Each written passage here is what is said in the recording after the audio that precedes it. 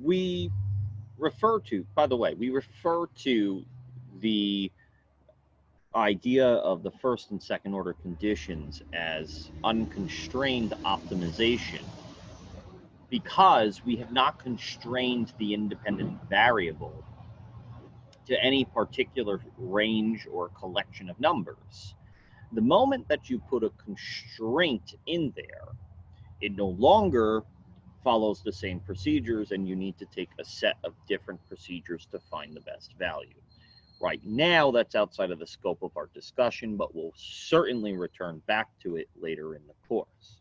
I want to discuss in this video an economic application of calculus, and economics is full of calculus, but this is a very simple one.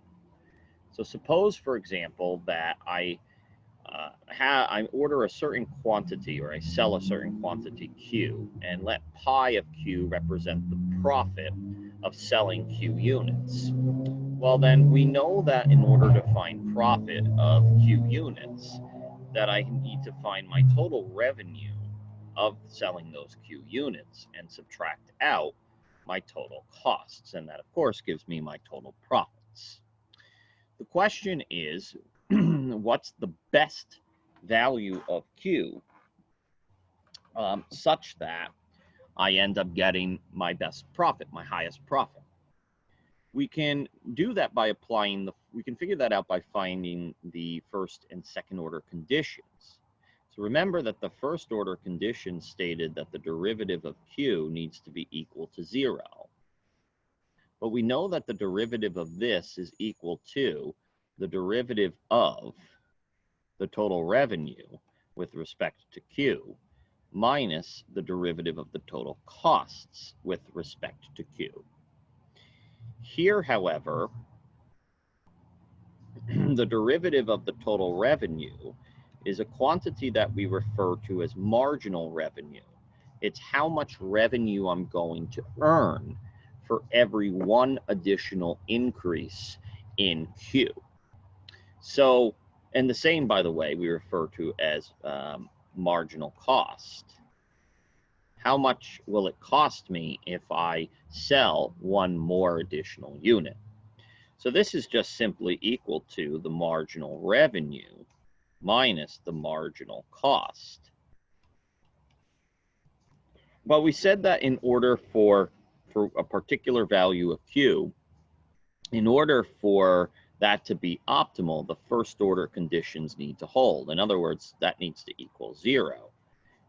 And rearranging, we can actually find this neat little equation which says that the marginal cost equal the marginal revenues. What this says is my best quantity to order is the quantity such that the rate of change of how much money I'm going to earn by selling Q units, that rate is exactly the same as the rate of change of how much it's going to cost me to produce that number of units. If we follow the second order condition, which is the fact that that's the derivative of the marginal revenues minus the derivative of the marginal costs, in order for my profit to be at a maximum, I need the second derivative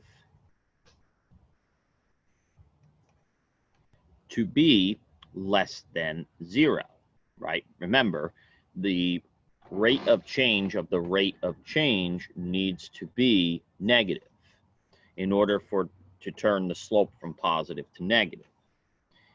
In that instance, we would have basically the derivative of the marginal revenues less than the derivative of the marginal costs.